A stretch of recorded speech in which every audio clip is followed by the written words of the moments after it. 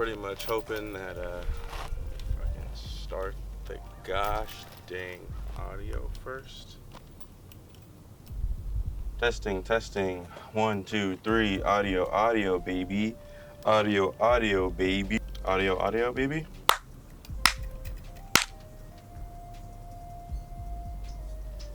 I wish I came out here a little earlier so that I can get this light skin lighting. But in all seriousness, this is Chino Hills. I'm in Chino Hills. This has been the base of operations for a minute, and after coming out here from Stockton and Manteca, we came to Irvine, and then we came to Chino Hills, and we stayed there. So we set up shop here. Yeah, this is just kind of how it be for the moment. I'm gonna turn around for a second.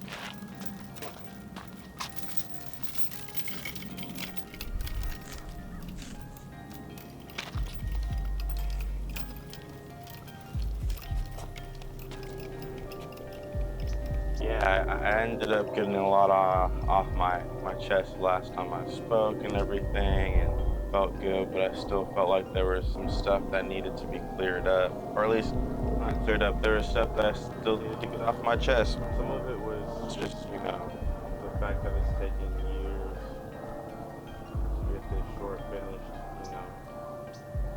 throughout a parallelogram. We got it done amidst a paying. We were pretty much against all odds and at all ends. What am I trying to say, bro? It's been a brutal few years, and it's been a long time coming. It's just crazy that it's crazy to even think that there's an end, and that it could possibly.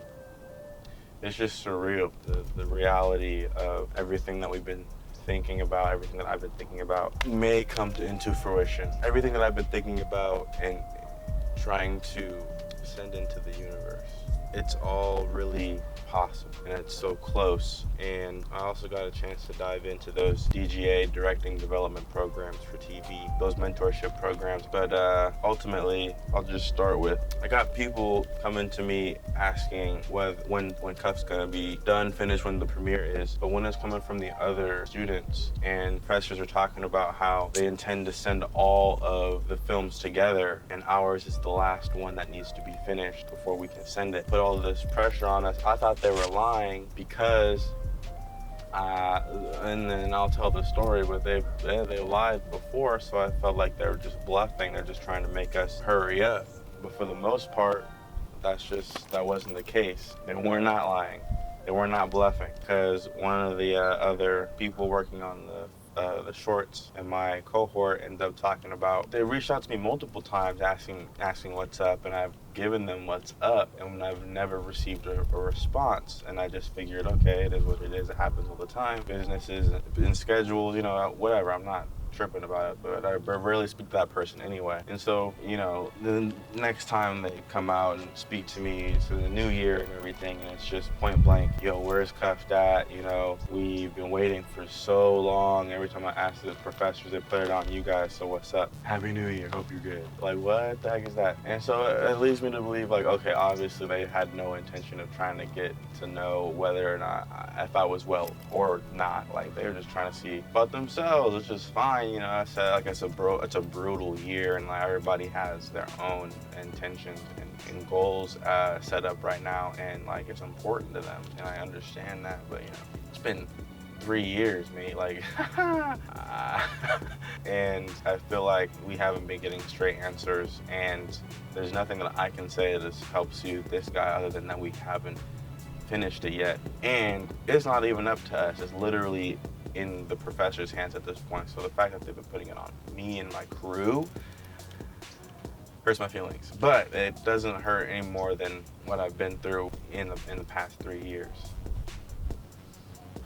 So yeah, I want to get that off my chest. That's just whack. That was like really upsetting. It was a unnecessary anxiety, and it got me riled up. So I obviously didn't respond, you know what I'm saying? They're not responding to me. And like I said, like, we've all been waiting. So what's the difference in like not hearing a response? Just gonna wait along like the rest of us. We're waiting on them just like everybody's waiting, you know? So it is what it is.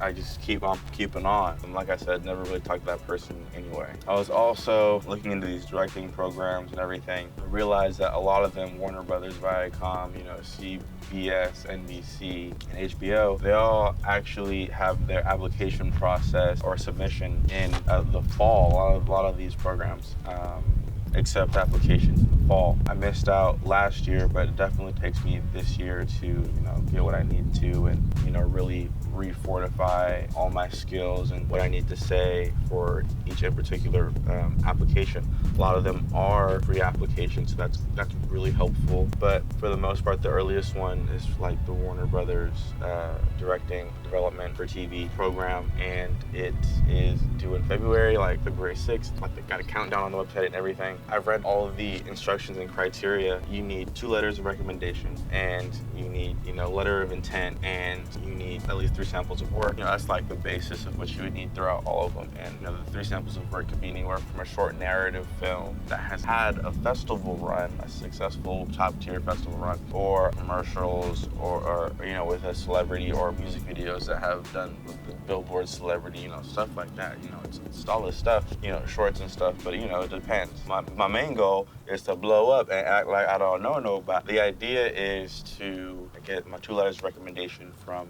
Sterling K. Brown and Leonard R. Gardner Jr. Also do 2 more works, directorial works for the fall, so that I'm able to have somewhat of a festival run with those works before submitting into a directing program. So the idea that I had is to recreate this idea I had for this superpowered boxing anime world that I created and wrote a couple years ago. I also wrote the pilot, 24-page pilot, so I'm thinking, you know, it's obviously going to be very animation driven.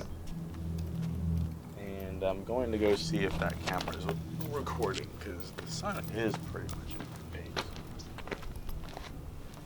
So that camera wasn't recording.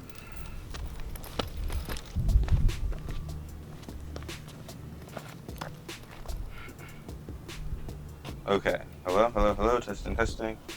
All right, so that camera wasn't recording for some reason, but I adjusted it. I was talking about a superpowered boxing anime idea that I have. And I wrote the pilot, 24-page pilot, and I think it's gonna be very animation driven. Obviously, I want it to look dope, feel and sound really great. And the characters I feel like are gonna be really dope. But like I said, the idea is for it to be an animation. That's why I also am interested in the Milestone Media, you know, Access, HBO, and Warner Media Access adult animation programs, because I grew up on that stuff. I love cartoons. But also comic books too, and like superheroes and like concepts, and that's what made me really appreciate the art of storytelling and just sketching, you know, drawing, being able to make, you know, convey a story just out of pictures. You know, it's like a universal language, really. So I'm trying the process of mentally adapting the 24-page animation pilot into a 20-page, 20-minute live-action short where I play the main character. And the idea is to split the 20-minute short into 2 10-minute shorts, because the directing development programs that I'm applying for are actually all TV specific, and reading through all of what I read through pertaining to each particular program, a lot of them pretty much are trying to see if you can direct a movie to where there is some sort of a sense of episodic directing and narrative form throughout your short, throughout whatever type of media. Like, it could be in a commercial, it could definitely be in a music video. So if you can tell a story in like some sort of episodic fashion, I think the best way for me to be able to do that is to turn a whole thing into 2 halves. And 10-minute mark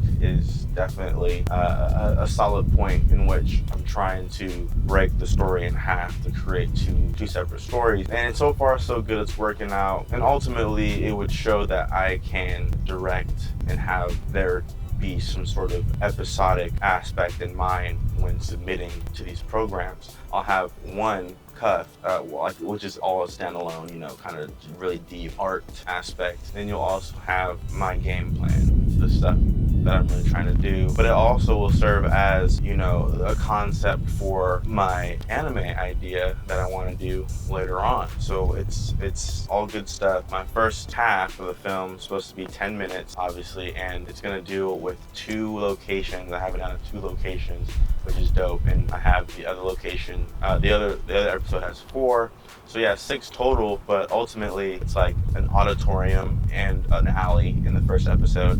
And then the second episode, actually I lied. There's an auditorium and a bathroom and an alley. The second episode, there's a street, and then there's a kitchen, and then there's a bedroom, and then maybe the father's bedroom. Maybe I'm tripping, so that was 4 in 3, so 7 locations. But honestly, a lot of these places, it's as simple as going around the corner in the hallway and you find a bathroom. Going around the corner in a hallway or, you know, going down the street and you find a street around the corner from an alley, or vice versa. So I'm pretty excited to like jump forward and actually get some more solid foundation on the characters and the character that I'm trying to portray before I tell anybody about it, really to dive in with my producer homies that I know that we can pull this off with. Because obviously, yeah, like I said, super powered boxers, there's gonna be special effects, and I do have one connection through the Gold program that I did pitch this idea to a few years ago. So I'm going to follow through with him and see if he's still down, see if he's okay, see if he's well, see if his life is, you know, if he's thriving, right? You know, like I said,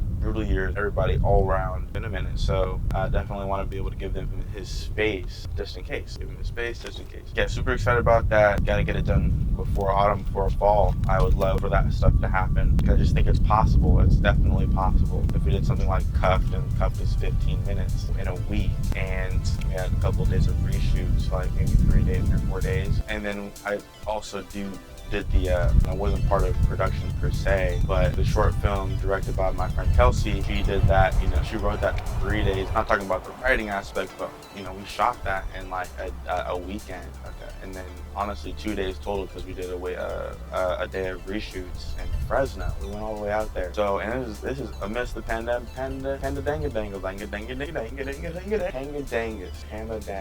Paul Johnson. I know it can do incredible things.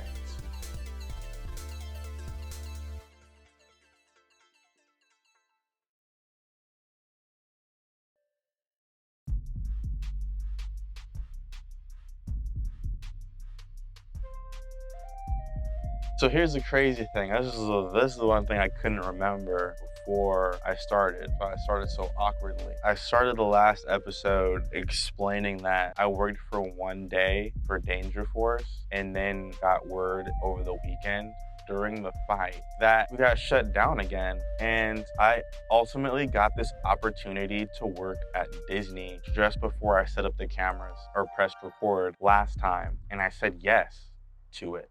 And that same day, I went out and filled out the links that they sent me. And I even went out and got COVID tested, because they set that up for me too. As soon as I get done getting COVID tested, I sit back in my car. I get a text message from my Danger Force boss, says, "We are officially a go for tomorrow, Monday. See you there. Call sheet's good. Peace." I'm just like,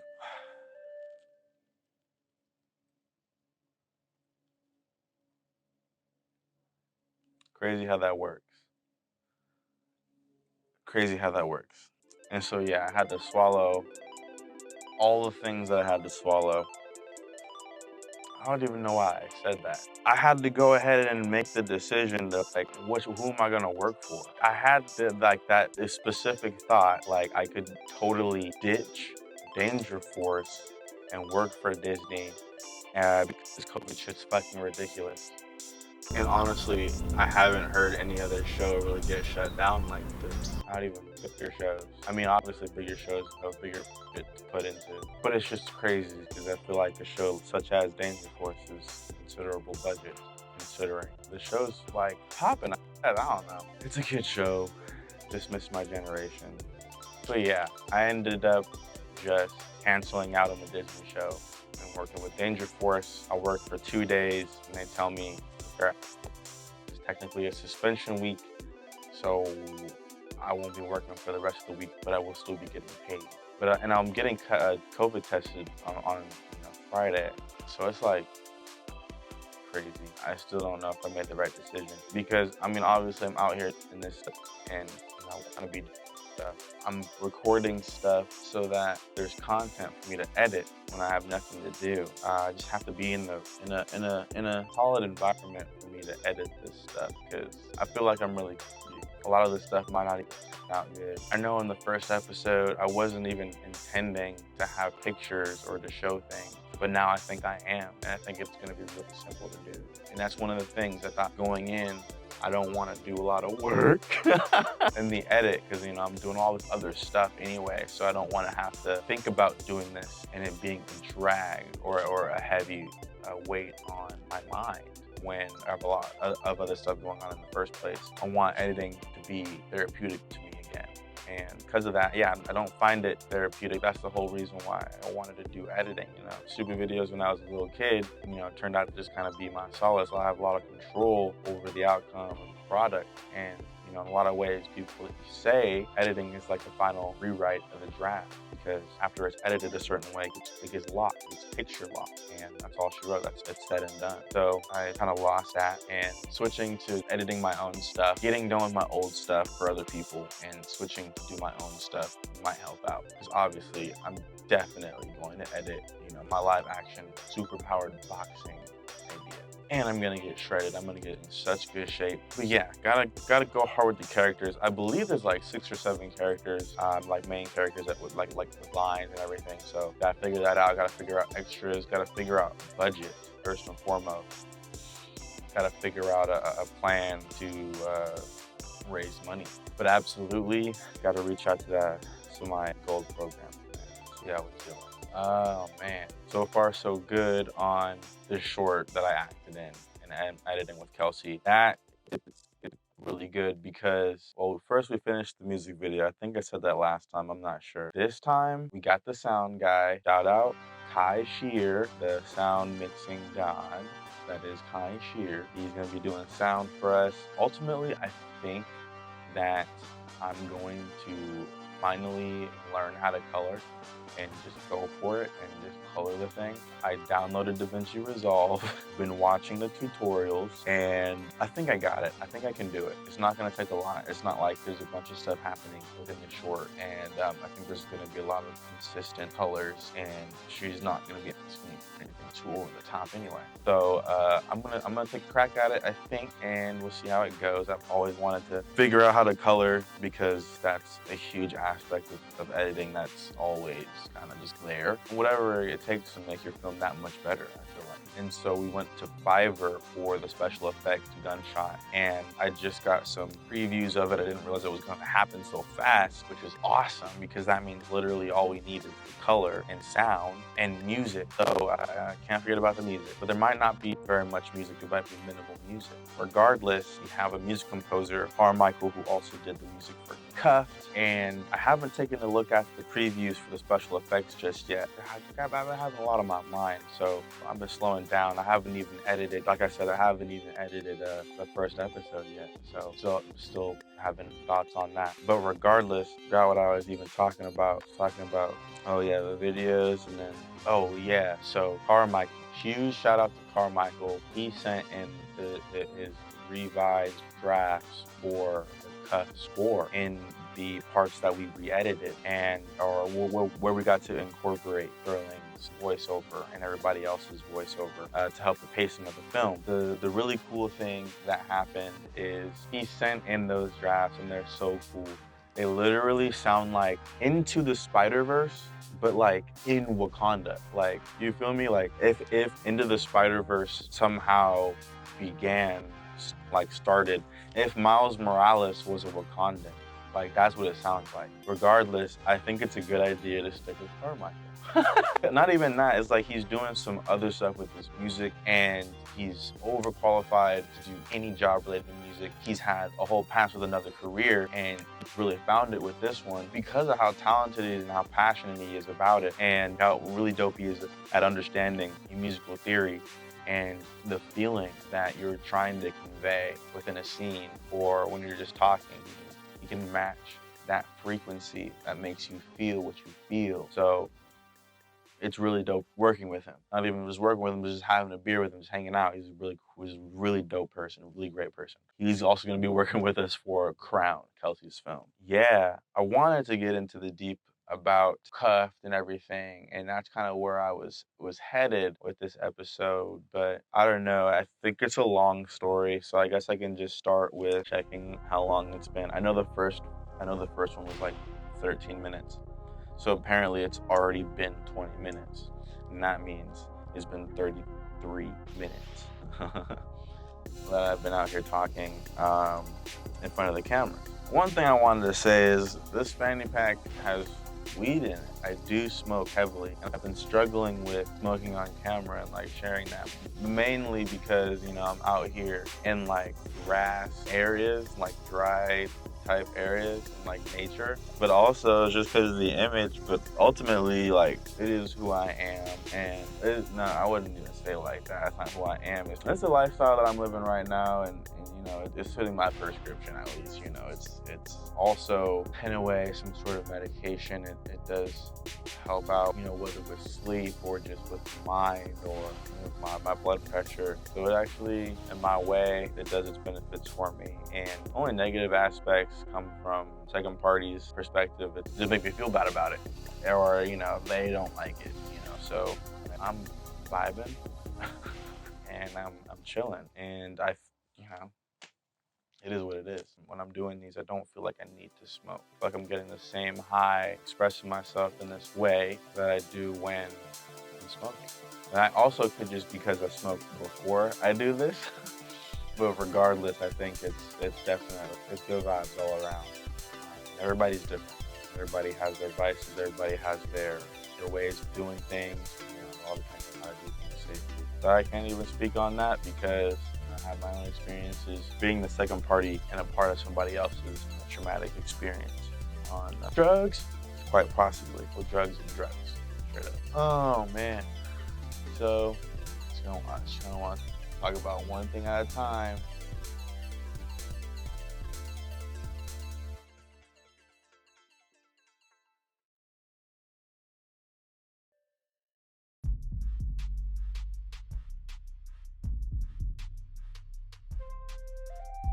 I can start saying that the truth about Cuffed and all that. 2019, I was a junior, and we shot Cuffed. We spent, you know, just the year prior working on our scripts to apply or to make your film into the short, right? And then you submit your short and then you get into the premiere. If you don't, then you make a trailer, and then that shows up the premiere. But the premiere is at the Samuel Goldwyn Theater in Beverly Hills, also where I had the internship. And Sterling K. Brown was a mentor given to me through that mentorship at the Samuel Goldwyn Theater through the Academy, and I was able to incorporate his voice into the film that I had at CSUN. CSUN's premiere is at the Samuel Goldwyn Theater.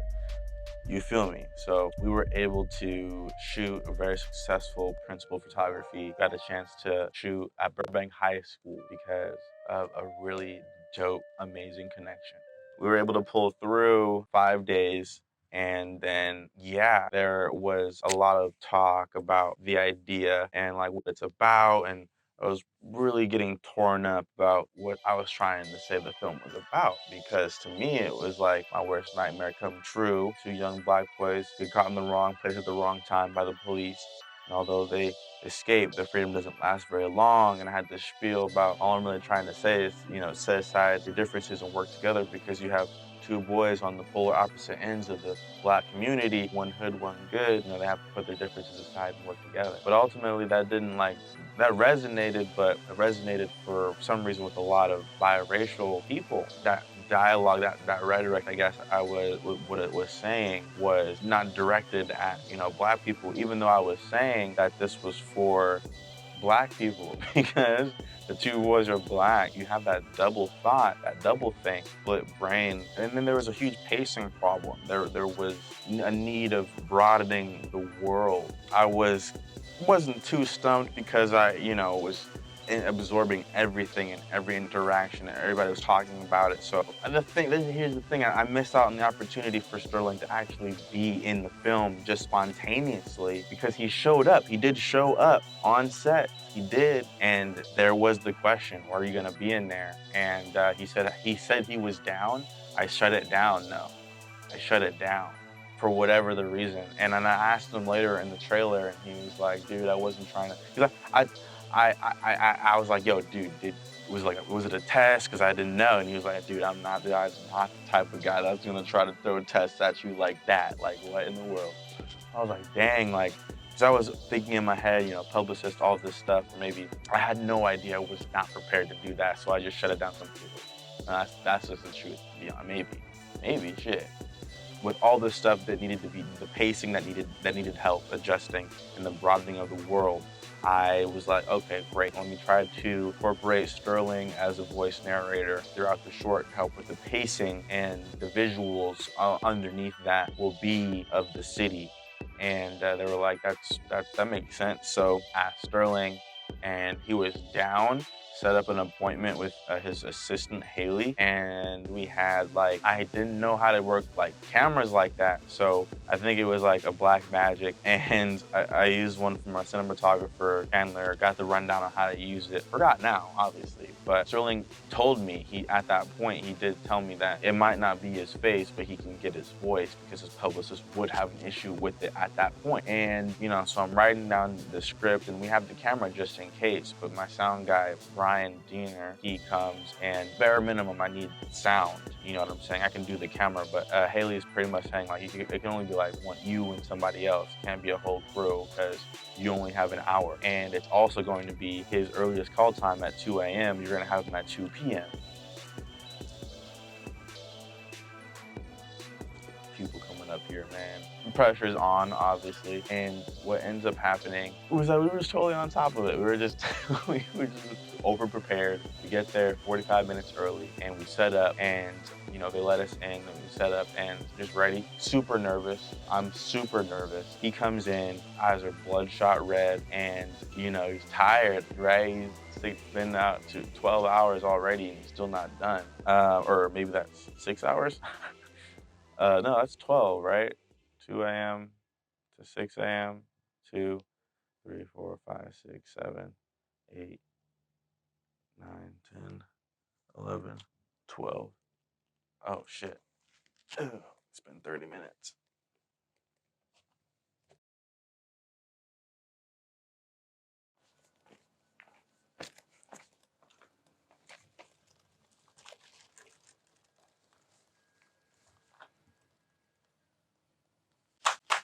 Anyway, a long ass time. And the crazy thing is, we get in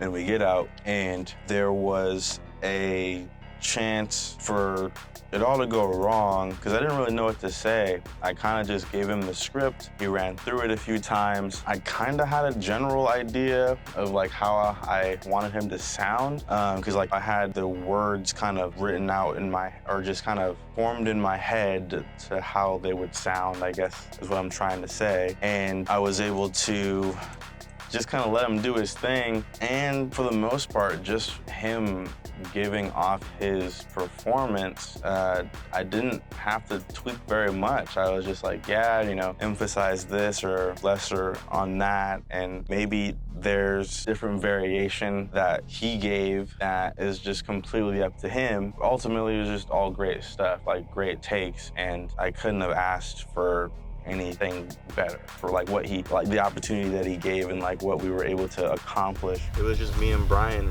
in the end. We were able to go in there and set up shop. That happened, and then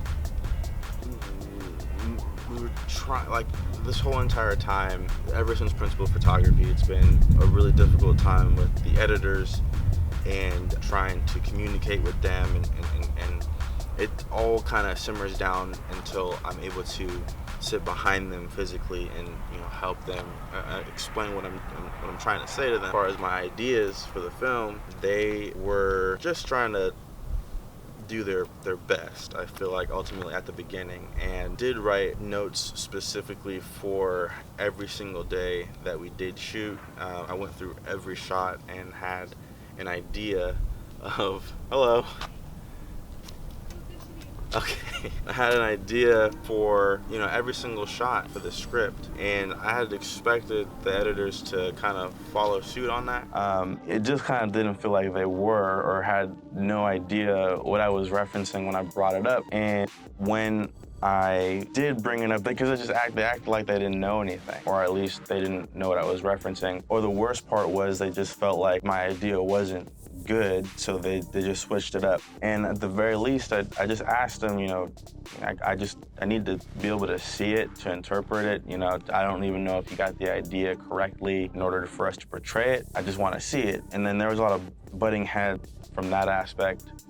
So there was a version that we got where we were able to show at the Armour Theater on campus, and it was close to what I wanted. And a lot of that, it hasn't even changed for the final outcome of the film right now, and it's still being tweaked, I guess, as far as the credits. But the only thing that I really made, like, as far as a drastic difference, was the incorporation of the entirety of Sterling's voice and his lines, because they ultimately wanted to omit some of what he was saying. And if you omitted his lines, then it's not going to make sense. It wouldn't make sense. And the professors knew that, and they were asking questions. They were so confused on why we were butting heads and why the film wasn't making sense. And I was trying to explain to them that my full expression of what I'm trying to say isn't being heard, and they simply want to do what I asked. And I have no idea where it was coming from. It all happened pre-pandemic. It was early March, right before the pandemic happened, and it left a real bad taste in my mouth for post-production. And that's part of the reason why I kind of wanted to get away from editing as well, I guess, too. But ultimately, we ended up trying to continue. The thing was, I knew we had to do reshoots, and I knew we had to get more shots just to better enhance the film. So we ended up doing, I think, 3 or 4 days of reshoots, maybe 2, definitely 3 or 4 unofficially, not with everybody. We definitely had to bring back some of the cast all during the pandemic, so everybody was kind of out there just kind of doing their thing, trying to help out. We're doing the best we could, and creating our own COVID protocols, and making sure everybody was masked up. We were able to really wrap up the film with those reshoots. And when it came to editing, the editors didn't feel like that the reshoots were good enough, which is wild, because I feel like, as an editor myself, I feel like that we definitely shot enough for us to at least get my idea across, to fully get the look of what I intended when we incorporated Sterling's voice. So we just kept butting heads on it, and I involved the producers and then the cinematographer, and ultimately, the editors stood firm on saying we don't have enough footage to fully incorporate what they think I'm trying to say. They're trying to persuade me to edit it myself to show them, when that's against the rules. I can't actually do that, and they know that, and they just won't work on it. And so I do get fed up and actually just ask the crew, so you feel me, you've seen what I've been dealing with. This is exactly the whole issue that we've been dealing with, in the sense that we haven't been able to move forward. So it's what should I do? And during the entire ordeal, I've been on the phone with this mentor from the Gold program that I had at the time. It was an editing mentor. I won't even say his name, but it might slip out, so I'll probably bleep it. It's just easier if I say his name, to be honest.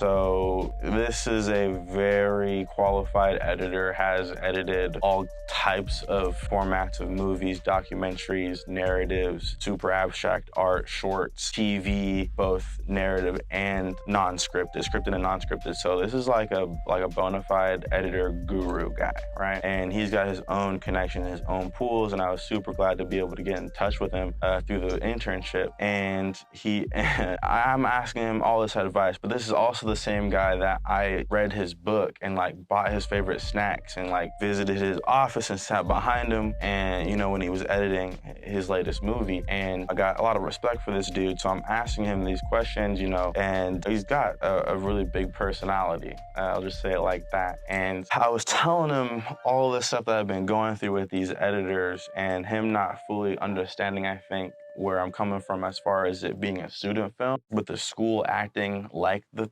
studio in a sense. I asked him, what should I do? And he said he would fire him. He would just fire him. He said that there's no room in LA for editors like that anymore. There's no more room for editors. And I was like, dang, okay, so let me take that energy to my producers and be like, yeah, so this guy said to fire him, but he also gave us the opportunity to like reach out of his pool and hire a new editor from his resources so that they could either help out or just completely edit the film by themselves. And I was like, that sounds great. And so I ended up going to the producers and also interviewing one of the editing mentors from the internship. I interviewed one of the resourced editors, and the first person I interviewed, she was great. She was perfect. She ended up being like the type to advocate and go out to protests and everything. So she really put on protests and everything. She went out of the way to explain all this stuff. She just somehow, like, I think connected to some boxing champion, which was really interesting to me. And I would talk to her for a long time and I'll explain, but she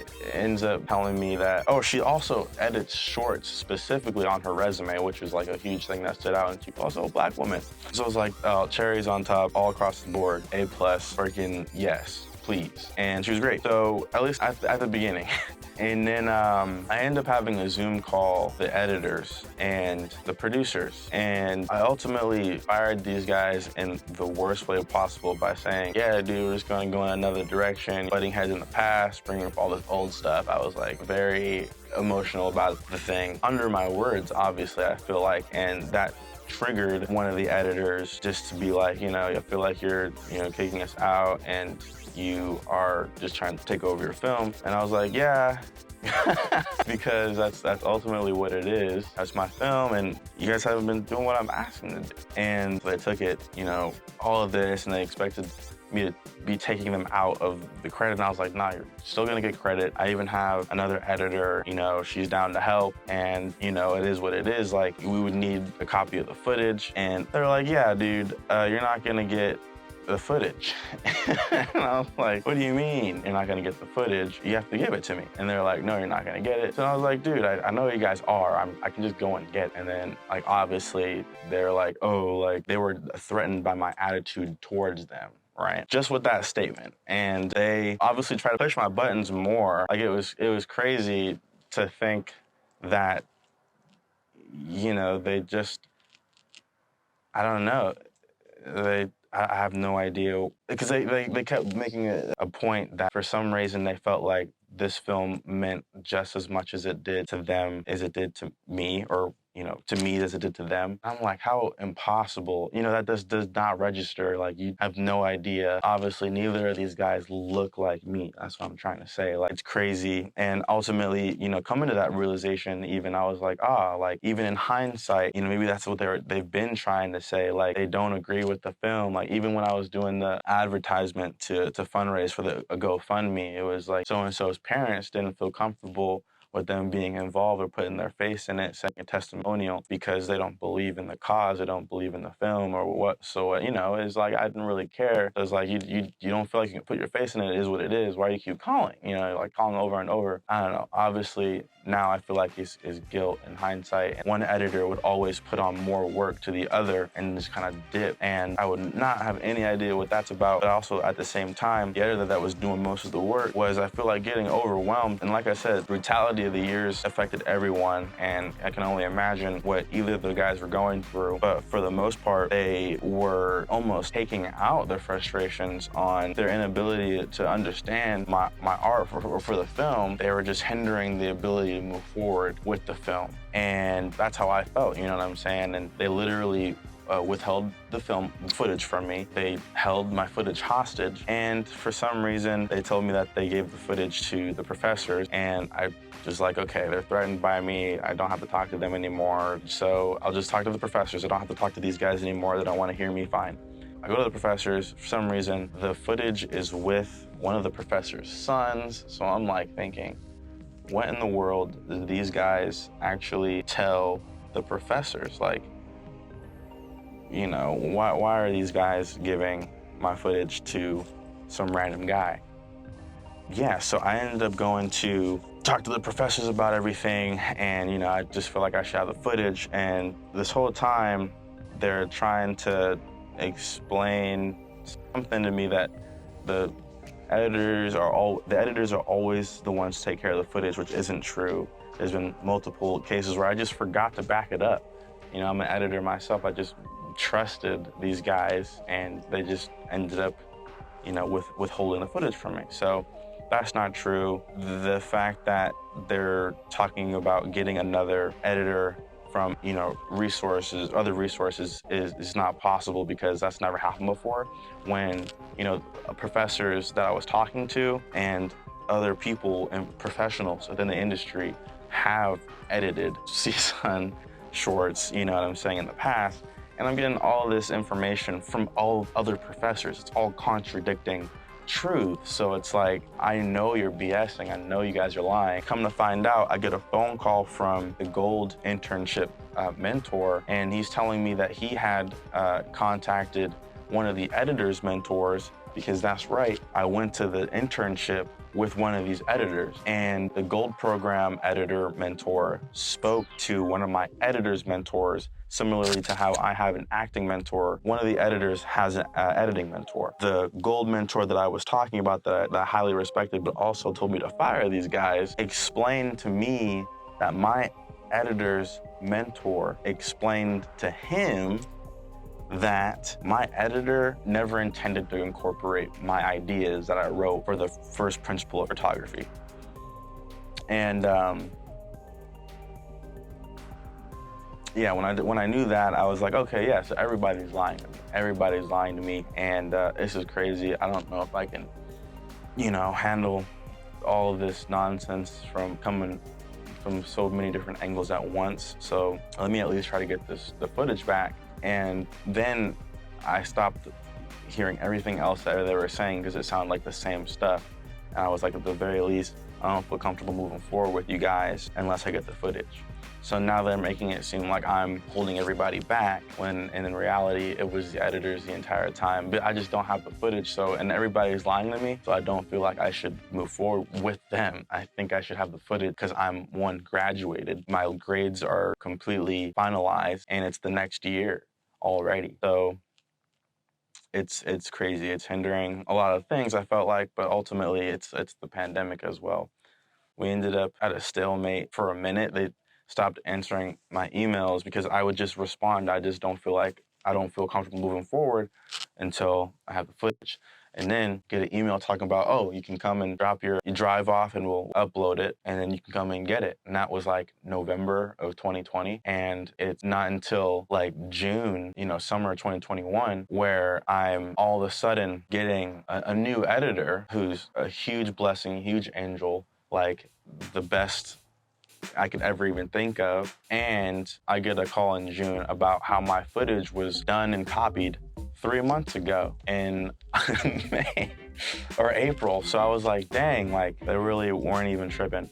And when I had been asking them about it, like with emails, and I dropped off the drive, I was like, okay, cool. Is there an ETA on when the drive might be done? They ignore me for one whole day, and then I come back at them immediately, just checking back in, are we good? And one of the professors is like, oh, just so that you're not being ignored, last time I saw it, so-and-so had it. And then so-and-so was like not saying anything for the last 6 months. He's like, oh yeah, so-and-so, I put it on so-and-so's desk. And then so-and-so chimes in, he's like, oh, I don't see it. Oh, there it is. So it was a long time coming. And at the point that I was able to retrieve the footage, there was just so much angst. I had let go, and I had tried to get editors from my school that I had made connections with. But I'm assuming that the editors that I was reaching out to had a stronger bond with the editors that were from my film. So they literally said yes to me in one day, and the same day said no. And that was very suspicious to me. I thought that was really, whack. So me trying from that angle, nothing was really working. So I just kind of put everything on pause, and luckily was able to get a job around that time in May, get a job at Target. And that's pretty much where we wrap up on the story. We come full circle from when I started talking in the first episode. And yeah, it was brutal. It was a brutal year because there was so much on top of that happened, but that's just one aspect that is Cuffed in a nutshell. Because I was at freaking Six Flags when I got the news about the film being ready like 3 months ago. It's crazy stuff. And so glad to be able to get the editor though, so that was great. But yeah, that's the story. I told it like when I was in the middle of it, I guess. I told it from the middle and then brought it up to present, and then I started at the beginning of Cuffed today. So yeah, solid episode, solid stuff. Yeah, not too bad. Not alone up here either. But it was good. Got a lot done. Said a lot, at least, within, I think, maybe 45 minutes, coming up on an hour. But yeah, solid stuff.